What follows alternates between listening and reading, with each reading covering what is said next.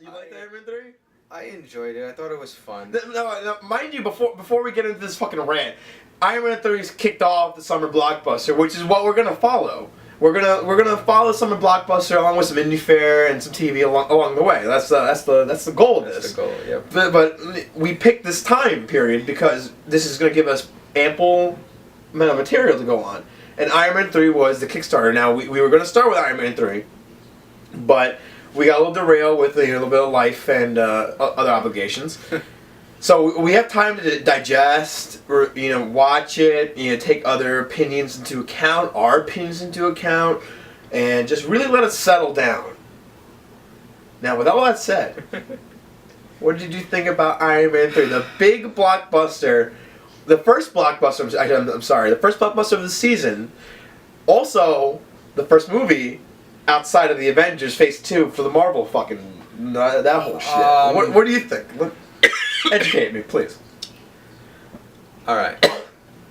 Let me preface this by saying I thought Iron Man 1 was fantastic, and I thought it was the best superhero movie until The Dark Knight came out a few months later. For the remainder of this podcast, for every other episode, he's gonna suck Christopher Nolan's dick for like every it's gonna be the okay. Should we give you a segment?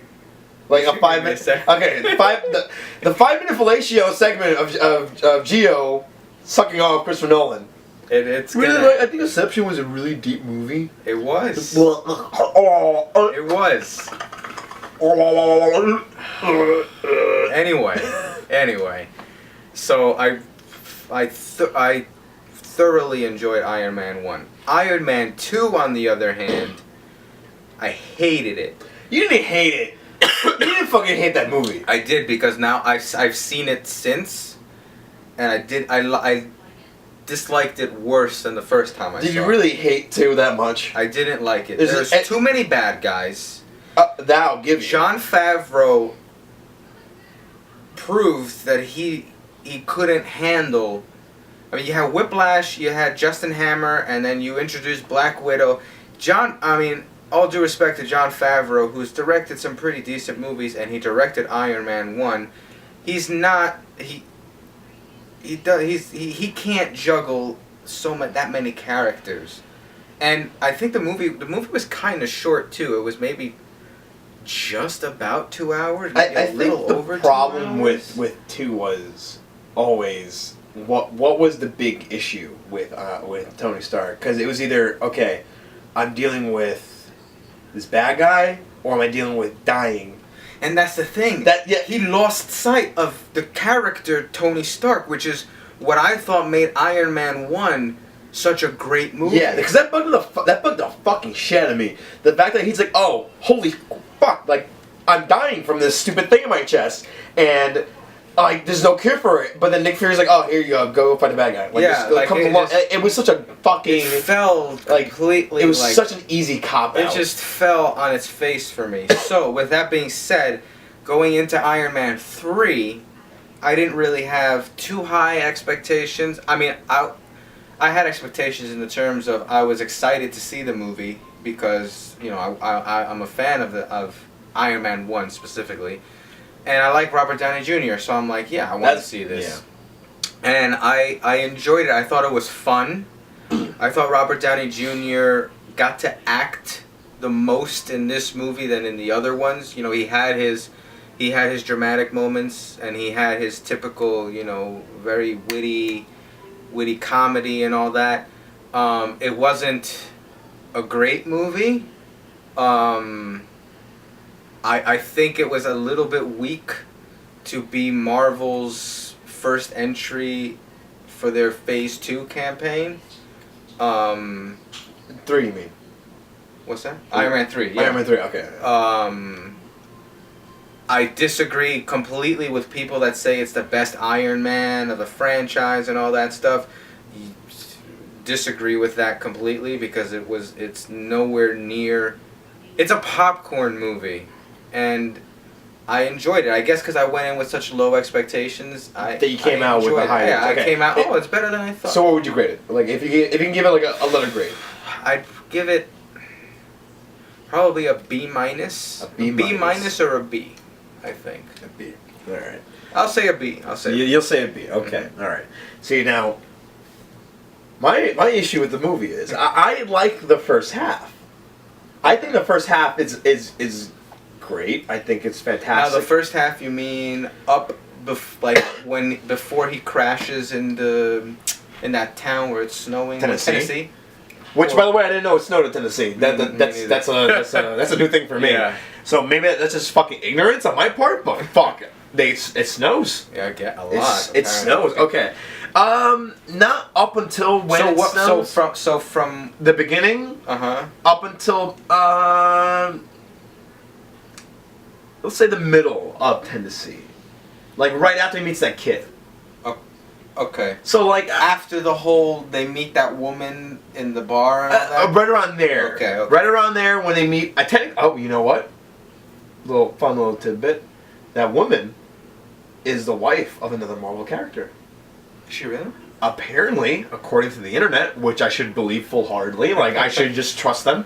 Apparently, I haven't done like my research on this, but according to numerous websites, she is the wife of Man-Thing. Man, who's that? He's like Marvel's Swamp Thing. Oh, what's Swamp? DC. Swamp Thing's DC. Oh, Swamp okay. Thing's initially Vertigo, then DC, but yeah. But anyway, pretty much that whole first half is great. Great character development. I think you really get to see new facets. Faucets. We see new faucets of Tony Stark. An interesting side of them. I really like the whole like Happy dynamic with Happy like being this like the head of security and Pepper running Tony's essentially empire. And I love the whole he's having like post-traumatic stress syndrome. I really liked that too. I thought that was great. That was really good. But the moment where it really starts to fall apart, and I told you this earlier, was, all right, Jon Favreau, who plays Happy, gets I guess a little too involved in his job, and he sees the Guy Pearce is in it, and he was a good bad guy, by the way. He was a great bad guy, until the end, where all my frustration exists all up in the end. So he plays a character called Aldrich Killian. Yeah. And you smell fucking evil off him as soon as he appears. Well, not as soon as he appears, because he appears crippled in the first scene. When he reappears, and he seems a little like, he's really suave now. He has style, and he carries himself very well. So, like, there's some shit up. There's some shit going on. So, he has this like lackey with him, this henchman, and Jon Favreau doesn't really see this as a kosher thing. So he follows him to formerly Garmin's Chinese Theater. Now it's some other crap. Is it really? Yeah, some company bought it out. It's called some other shit, and it's stupid. So I'm still gonna call that Garmin's Chinese Theater the same way I'm gonna call the Sears Tower the Sears Tower. I will not fight you on that. Yeah, thank you. Understandable. So he gets there, and the henchman talks to another guy, and for some reason he starts turning all fucking orangey and blows up. And Jon Favreau gets all fucking damaged, and the lackey gets up from the ashes, unharmed, walks away off into the distance. So clearly some evil shit's going on where they have regenerative powers, but Jon Favreau ends up in the hospital really hurt. And I kind of almost wish he died. Just for the dramatic effect. Me too. But I'm still glad he's alive because he was always a great character and a great he's a great persona to have in that cast of characters. But I thought they were gonna go the way of the Agent Coulson, like I'm gonna kill someone you like, and now you have a reason. But the putting him in the hospital, injuring the ones you love, kind of really brought back Tony Stark's feelings for, oh shit, they're gonna nuke fucking New York. I might die. Like, I'm gonna lose the ones I love. I lost someone I kind of loved, like, Phil Coulson, and it brought all that back. So when he's walking out of the hospital, he's swarmed by paparazzi, and they're like, "What are you gonna do? What do you think about this?" And he starts fucking trash talking the Mandarin, who at this point has been hyped up as like this serious, like, terrorist. which is a cool kind of new modern day modern day approach to the Mandarin. You know, let's take away the 10 rings, like the 10 magical rings, and let's make him real world. Played brilliantly by Ben Kingsley, by the way. Up until, you know. Yeah, played brilliant. A great way to use a great actor. So, he's like, I'm gonna come after you, you're fucked. You started some shit with me, and now it's gonna hit the fan. And then, right there and then, he just drops his address. Like, I live in fucking Malibu, whatever. Come find me. Doors open. And that's when you kind of realize, like, this movie's going in a fucking really sour direction. Because, like, the scene before, he's talking to fucking Gwyneth Paltrow, and he's like, alright, I don't want to lose the thing I care about the most, which is you. I am having a hard time dealing with this shit, because I went to fucking space, saved a bunch of people, and I almost lost everyone I love. But let me give a terrorist my fucking home address, and then like just, you know, panic at that point. Like, I think the point came across that he's emotional, yes, he's egotistical, with just threatening a terrorist. That's as fucking insane as a normal person can go. Now, I get it. He's an extraordinary character, he's an extraordinary person, he has to go to the extreme. But, still, like, he threatened a terrorist. No one likely goes around threatening a terrorist. Like, that was it. That's all you need to do. I'm gonna come after you, Mr. Terrorist. And it would have been a little bit more dramatic, a little bit more suspenseful if they came and blew up the fucking house, which they do, if they never saw it coming. But the next scene after that, he's like, oh, hey, let me get Pepper out of here, because I just threatened a terrorist and I should be on lockdown. Like, he kind of realized that after the fact, which is, you know, fine, but still, it kind of ruins it for me that he gives away his address. Like, you know, that's just like, he asked for trouble already. Dropping the address kind of really, it's too much of the nail over the head, or the hammer over the head, whatever that phrase is. I think it's hammer. Hammer, whatever the fuck it is. But it does, but that whole attack on the house was fantastic. Yeah, it was. And let me tell you about this one scene that really geeked me out. Like I thought it was fucking phenomenal. It's one of those little small scenes. At the end when he jumps and the suit. No, the trailer kind of ruined that for me. It's when it's after it's like as he's attacking the house, his armor's not really is not fully prepared, and he's finding ways to attack the helicopters. That's really cool. But the scene that really fucking got my fucking dick hard was he's down in the water, he's pinned against like the bed, like the floor of the ocean, and his glove pops out and saves him. Like I thought it was fucking. Yeah, I was like, that's so fucking cool. Like. But that's cool, but not giving his address. Like I don't know why. I think it's just because like, I know like the suit, it's armor, it's sentient at this point, kind of. Like it's cool that he got to go out, grab his hand, and pull it out because of the rocket. I thought that was really kind of like really cool. That was a smart way of kind of giving the suit a new functionality. It also really bugged me that at the end the suits all fucking blew up. Oh yeah. Like, okay, I have PTSD. I need to fucking make suits. I need to make 1 billion suits every fucking minute of my waking life. But I know one day I might not want to do this, so let me just blow them all up. Like, let me put this in. Like, I don't know. I kind of thought that was like too much over planning. Well, like if the suits all got destroyed, that makes sense. Oh, that's another thing. Like the ending kind of came abruptly. Like, oh, I'm not gonna be Iron Man, and then I got this thing taken out of me, and then I destroyed all my suits. Like I think they got to that. Like I think the idea of him getting to, I don't want to do Iron Man, I want to be normal, is great. I think the idea is great. The rush to it was like too fast. Well, what do you mean by the rush to it? Because you really don't you don't see that. Because most of the movies, I'm having a hard time dealing with things, let me build suits. You don't really kind of focus on, I want to be normal, destroy the suits. I see what you're saying. Yeah. Okay. So it kind of comes way too much at the end, but the Pepper does deliver, like, she's like, I need you to be normal, like, let's get this crap out of here. So I understand it, but still, I felt that was a little bit too much of a rush. And now the big fucking thing that pisses everybody off, probably not for you, because I think you liked it. Ben Kingsley. Yeah. Well, I guess because I didn't read the comics and all that. But it's a way. Okay, that's like finding out that the Joker was not the Joker. the Mandarin is Iron Man's fucking main antagonist. that's his Moriarty. That's his Joker. That's the guy he has to go against. Like that's the main adversary that he's set to go against, I should say. But towards the third act, you find out that the Mandarin, played brilliantly by Ben Kingsley, as we said before, turns out to be an actor set up by Guy Pearce, so he can, I think, blackmail the vice president into, or not black, no, but politically set up the vice president into becoming the president because he's going to assassinate the current president. Right. With, so some convoluted War bullshit. Machine. Yeah. Well, Iron Patriot, whatever the fuck. Yeah, whatever. Yeah, that's a whole other thing. That's a whole other thing we did not touch upon. War Machine becomes Iron Patriot, which is fucking cool, by the way. That was kind of cool. But this pissed off a lot of people, and again,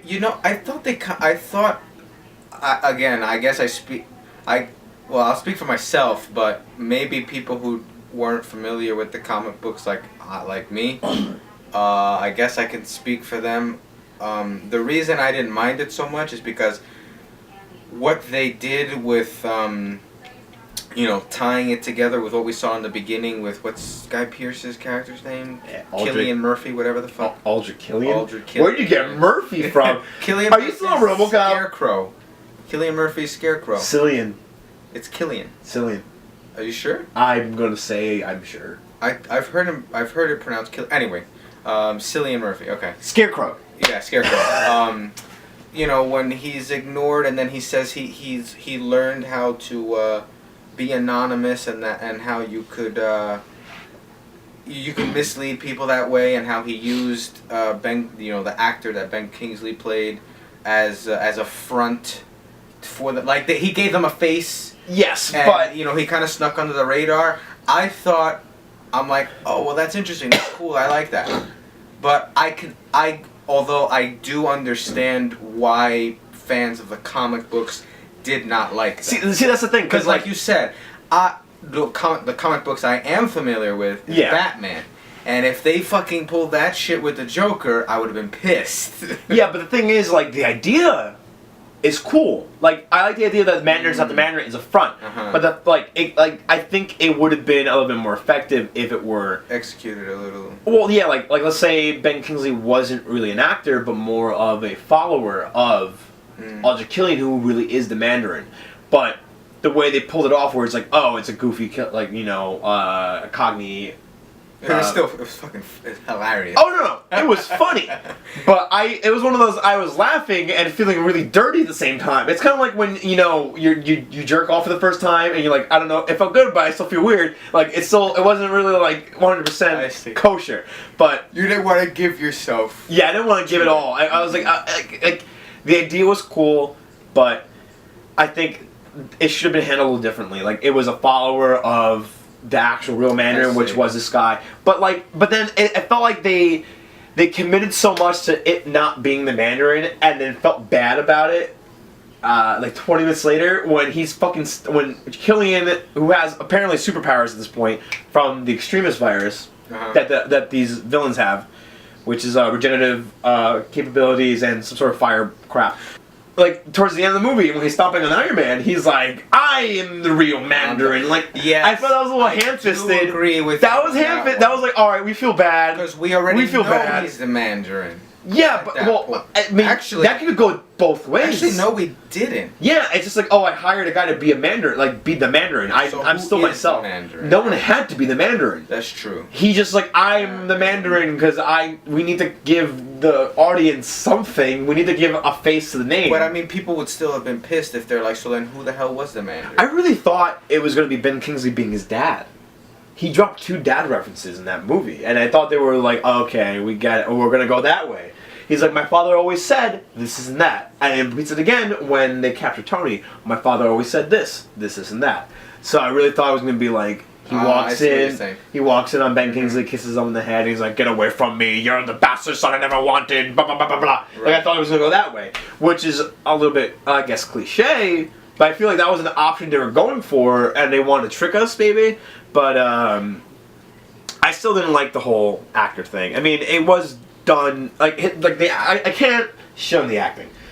Like, you have an Academy Award winning actor doing this fucking role. So, and this guy has fucking, chops. Like, he's been working since God knows when. Yeah. So he can shit out a role. So it entertained me, but I didn't necessarily agree with it. But you know what? It wasn't a bad movie. I enjoyed it.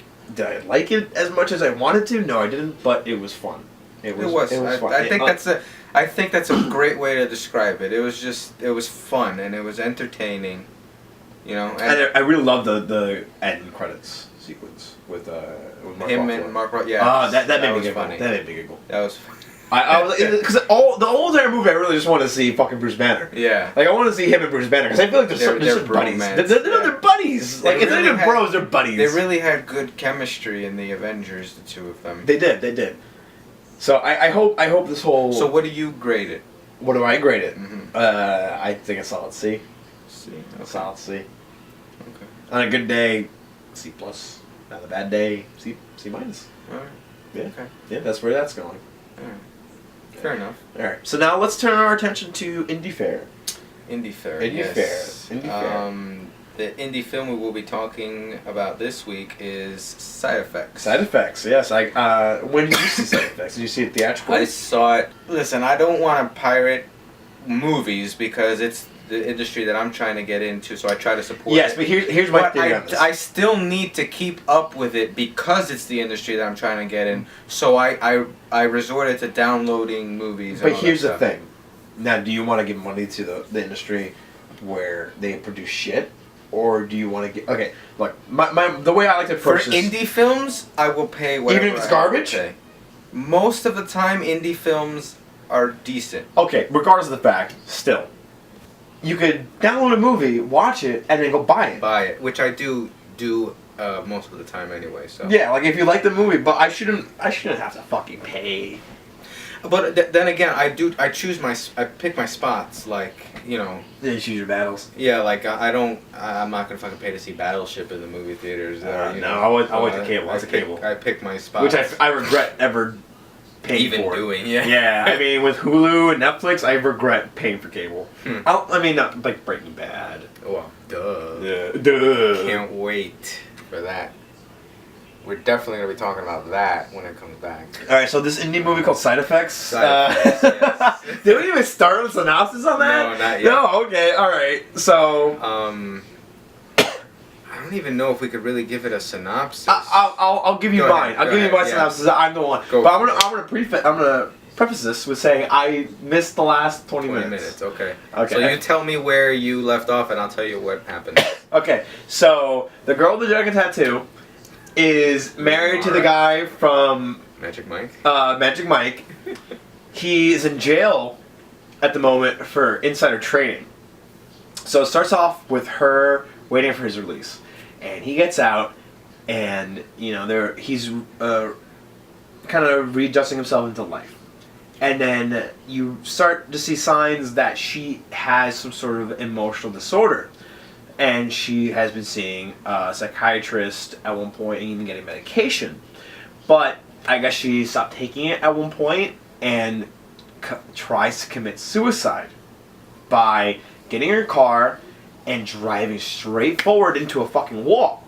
Now, she comes off relatively unharmed. She has like a little rosacea in her cheeks and nose. Like she has it looks like she put on blush, like a little too much blush. She had a concussion or something. A concussion. Okay, so she had a concussion, and Jude Law is the attending psychologist at the hospital. So from this point on, everyone's like, "Oh, she's still doing this." So it's a previous thing. It's an ongoing thing with her. She has this emotional disorder. The doctor doesn't want to let her go from the hospital without having set up some sort of therapy session. So he's like, all right, I'll let you go early if you come visit me, and we'll work some shit out. So she comes back, she explains her disorder, her problems, her past medical history, and throughout the events of the movie, you start finding out that the whole, I guess, psychological department, not just this place, but the psychological community gets funded by pharmaceutical companies. And they're like, oh, you know, if you participate in this study, we give you a bonus. Like, we give you this extra money on the side if you can somewhat fucking sell these prescription drugs for these disorders to these clients of yours. So it goes about Jude Law starts peddling these drugs. But he, you know, if full-blown tells you, like, oh, this is on part of the study, this is what's going to happen, blah, blah, blah. But since he's so, you know, well-versed in the spoken language, he gets you to take this. He's like, you know, it really, he sells it in a way that's just like, this is free for your healthcare. Right. This could be for you. But this is part of the study, I don't know, blah, blah, blah. But all people hear is, it's free, I'll take it. You know, and this is from, like, a certain society point of view where it's like, oh, prescription drugs? Sure, fuck it, let's take it. So she starts taking this new drug, and she starts sleepwalking, which really skews out Channing Tatum, because she starts making dinner for 3, a breakfast for 3. She makes like a full-blown breakfast for 3 at like 2 in the morning. So he prescribes, I believe, sleepwalking pills along with this fantastical drug, which I can't remember. I don't remember. Which is funny, because every time I heard the name, I kept confusing it with the drug that he was peddling in Contagion, which is also a Steven Soderbergh movie. So which I did not like. I liked it. It scared the crap out of me. I don't want to derail. Okay, let's not derail. That's another time. Yeah. But so he gives her these drugs, and this is after meeting Captain Zeta-Jones, who was her previous psychologist, and they have a little powwow, blah blah blah. So she starts taking these drugs, and she's having like sickness. She's having a hard time adjusting, and Channing Tatum comes back from trying to get a new job, I think, with some other guy he met in jail. Yes. And she's just like compulsively chopping veggies, like, for some reason, which is really she's very zombie-like. And he's like trying to talk to her. He doesn't even know she's home until like 5 minutes later, and he walks in the kitchen. Because he sees the table set. He sees the table set again for 3 people, which is really weird. So he goes in the kitchen and he's like, babe, and she turns around and fucking stabs him in the gut. And then, like, he's like, ah, and she stabs him again. And he's like, ah, and he's like, it's continuous stabbing. And then, like, at one point he falls to the ground, and I don't know, I can't tell if it's voiceover or it was coming out of his mouth, but he was just like, yeah, call somebody. I think call somebody. I think he said it. I couldn't tell because like his mouth was darkened out, but he's just having like, I guess, some sort of reactionary, like, you know, like he was just like reacting to the situation where he's like, we gotta call somebody. Like, I don't think he even knew he got stabbed. I think he like glossed over that fact. But she's essentially acquitted from. She's not acquitted, but she is arrested for murder. And at this point, the movie switches. Since the first half essentially is a person dealing with the disorders and what they had to go through with dealing with prescription drugs, how that affects somebody, what that entails into the third parties, their loved ones, etc., which is fascinating. But that from this point out, it turns into more of a thriller where did Jude Law prescribe the wrong drugs? Is he innocent of this? Did she fake it? So on and so forth. So it completely flip-flops, which I read at one point was a weakness of this movie, but I kind of really liked it. I thought that was a really interesting point. The switching of the narrative was a weakness? Yeah. I've heard this from several people, like, who saw it like in passing. They're like, oh, and at one point it kind of turns into another movie. I didn't really like that. And, you know, just like that. But nothing too serious. But personally, I really liked that. Yeah, I liked that too. I thought that was the selling point. I thought that was really cool. So, the company backing up Jude Law pulls out of his study saying, okay, you prescribed this girl fucking this and this, and she murdered a guy. This is not good for us. And he's hell-bent on proving that she was aware of what was going on, that she was either not taking the drugs or faking it, and, you know, like every different variation of the situation where he's not in trouble, he pursued. So he goes about actually testing her at one point. She's like arrested at this point, but they're waiting on trial. He goes about saying like, oh, if you take this, I forgot what serum. It's like a truth serum, essentially, that he gives her. Or it's some sort of medical drug that will relax her enough where the truth seems like the best course of action. Because she doesn't remember anything. She's saying she doesn't remember stabbing her husband. She doesn't remember going to bed afterwards. She just, like, woke up. Channing Tatum's dead. Magic Mike's dead. The magic is gone. So... So he gives her this drug, and she goes about her whole story again. She repeats it like, "Oh, I don't remember what happened. I was feeling sad or some shit like that, and I passed out." And then he gives her the full dosage, and she falls asleep. Cut to her at I think the attorney's office or like the state's office. I couldn't tell if it was her attorney or the attorney or the prosecutor. I couldn't tell which one was which. Because I started, this is where I started getting a little drowsy. But he's telling her, he's like, I gave her fucking saline. That was I think that was the defense attorney. I think that was her. That was hers? Her attorney. I thought the woman was her. Like there was a woman attorney and there was a male attorney, and I think I thought the woman attorney was hers. That's how I remember. You may be I'm not. He went to an attorney. He went to an attorney and said, "I gave her saline." She's faking this reaction, and the attorney tells her, "Throw this away." Tells him, "Throw this away. We're not going to use this." He's like, "Why?" He's like, "This is fucking like so batshit insane. This is not going to help us at all. It's going to keep going. Stop it. No, stop it." And that's like as far as I can remember. Okay, so from then on, Jude Law continues his crusade of trying to find out, trying to prove his innocence and clear his name, and that she really which is cool because, like, back again with the whole double narrative thing, it's essentially her story until she murders, and then it's his story from there on out, which is really cool. So he ends up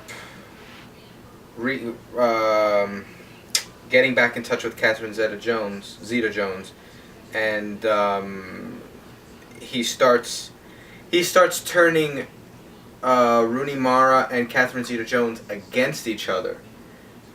Saying really? He goes to Catherine Zeta-Jones and says, she told me everything that you guys met about, everything that you guys talked about when you guys would meet. And if I remember correctly, there was some sort of discrepancy on their meeting times. Exactly. Yeah. Yeah, like because she met him, she met Rooney Mara after Channing Tatum was convicted or in jail or something like that. Yes. All right. And I forget.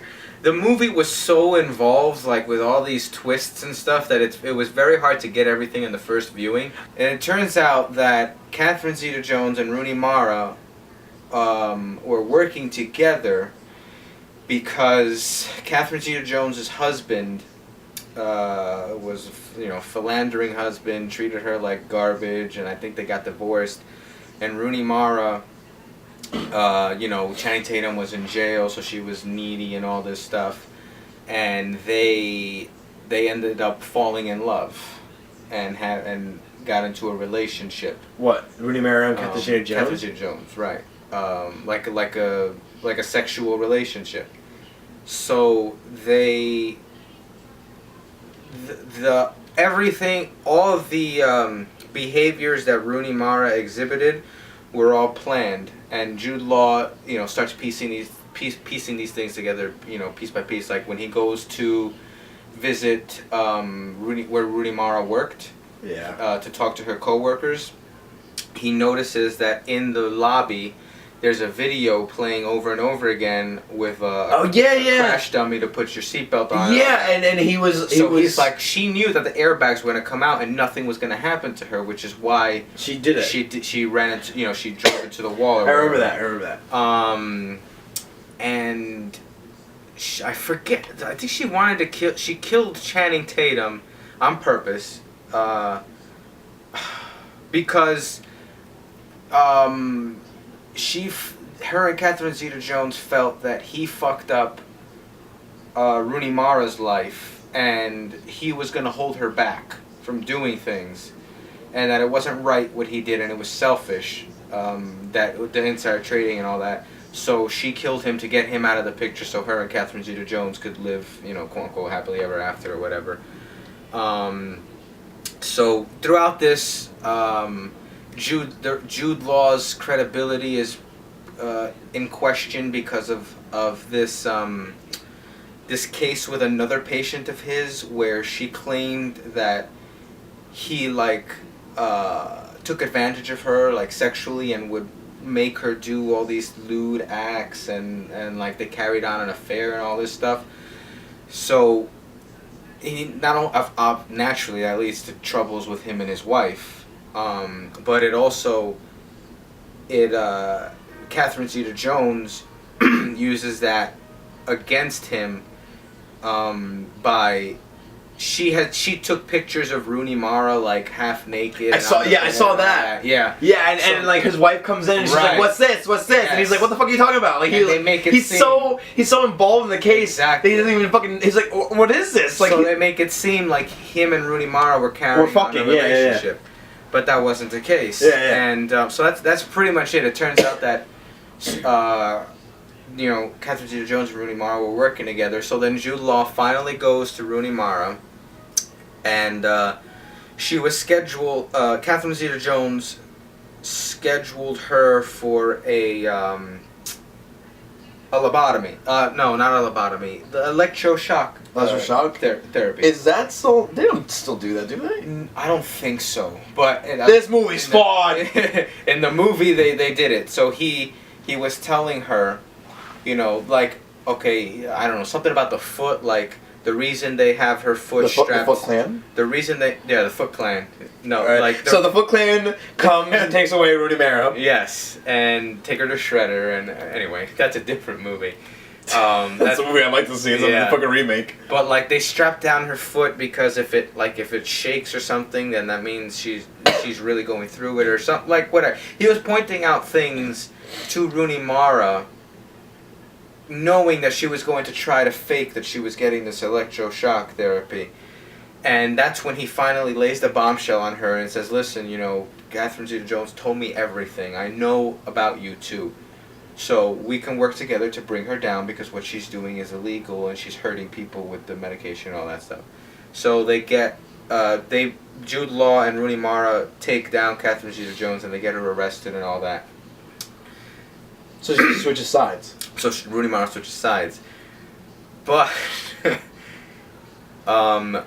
Jude Law has now taken over all of Rooney Mara's, he is now her prescribing psychiatrist.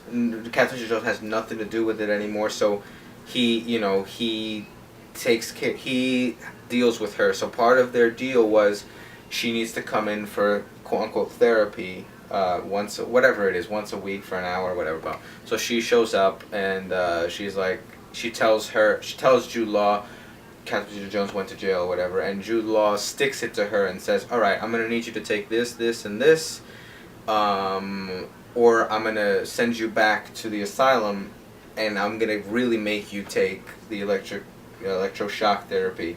And Rooney Mara is like, "Well, why are you going to do this? Because this isn't part of the deal." He says, "Yes, part of the deal was allowing me to treat you, and I believe this is what you need because you killed somebody." And he got Rooney Mara to admit that she killed Channing Tatum on purpose. So when she tried to leave, the cops were waiting for her outside and arrested her, and she went back to the asylum anyway and was being treated for her disorder. And that was the end of the movie. Jude Law was able to clear his name, and Rooney Mara got stuck in the asylum. Good for Jude Law. Yeah. Good for Jude Law. You know what? That's a good movie. It was. I give it a B+, B+, just because it was I didn't see it coming, and it just kind of flew by, and I feel like when you watch. Well, they got pushed in and out of the theaters really quickly. Well, because it's a smaller film. That's one of the reasons why I feel. One of the things that we wanted to do in this podcast is kind of bring attention to these little, these lesser known films. Lesser known films. Like these indie films. Side Effects. We're gonna eventually talk about Place Beyond the Pines, Mud, Spring Breakers. Also, there's Kings of Summer. Yes. Nick Offerman, I think Alison Brie for like 20 seconds, but that's 20 seconds well spent. The East, I think the East comes out soon. The East. The team up, on Britt Marling, and Zach Badmiglia, whatever his name is. Yeah, the Sound of My Voice was fucking fantastic. I liked Sound of My Voice. You saw it? I liked Sound of My Voice. Dude, how cool is that ending? I like Another Earth better. Yeah, did you? I like Sound of My Voice better. That ending fucking got me. The ending. Listen, I really, really hope Britt Marling becomes. She's already successful, but I hope she mainstream becomes more mainstream, because we don't have any female, like, prominent female writers. We have Catherine Bigelow when it comes with female directors, right? And you have Catherine Bigelow. You could say Tina Fey is a big writer. Okay, yeah, you know what? You're right. You're right about that. You're right. But, like, most people don't know this. Do you know that a woman wrote E.T.? No, I don't. Melissa Matheson wrote E.T. Nobody knows that. I thought he wrote this. No. Melissa Matheson. It was Spielberg. No, he wanted a story about a boy that befriends an alien. Well, you know what? I will credit Melissa Matheson for encouraging my childhood. Yeah, seriously. Like, people don't know that, and she's the reason why I like Reese's Pieces. That's a fair point. So, you know, she's a really good writer. She still has some work to do. She really likes those open-ended endings, which I love that. But she has to execute them a little better. Sometimes you need a good close. Right. Good closer. Right. Like. So I hope she keeps maturing. Yeah, we can't have that top spinning forever, man. Exactly. You know, I hope she becomes more. And if you guys don't know who we're talking about, her name is Britt Marling. She's a writer and an actress, and her first. I believe she's the director. Did she direct Another Earth? No, I feel like she directed something. I think she did. I think she did like an episode of like something. I don't think she has directed a feature, but I think I could be way wrong. I know she writes and acts. I know that. Directing. She's good at both of them. Just take my just fucking run with it. Her two features are Another Earth and Sound of My Voice. Both are out on DVD and Blu-ray. If you guys haven't seen them, check them both out. I think she's a very unique voice in independent film right now, and I really hope that she becomes more mainstream. And The East looks like it's going to be really good. It stars Eric from True Blood. Alexander Skarsgård. Please go see this for his fucking massive upper body. Yes. And those washboard abs. And they're going to turn you on. All right. So I think that concludes our inaugural episode, right? I believe so. Next week we will discuss, I think, Arrested Development. The new season of Arrested Development, which we will probably watch in one seating. I do it in like 3. The big releases next week are Now You See Me, After Earth. All right, so we got 2 indies, 1 major theatrical release, and that should be the end of Rough Cut. Rough Cut, the first episode, and it wasn't that rough. No. It wasn't like that big black cock in that ass for the first time. Wow. Yes. That escalated quickly. No, it did not. No, it did not. It's fine. We went bareback. We went bareback and it was fantastic. We kind of dove right into the deep end. Yeah, or the brown end. Or the brown end. Yeah. And I'm sure we started with about 5 of you, and now there's probably just -1 person -1. Someone is like in another realm listening to this. So thank you for sticking with us this far. Thank you, paranormal people, the ghosts. Yes. The ghosts and the spirits of that world that listen to this. Yes. That world. That's a Mortal Kombat reference. Mortal Kombat.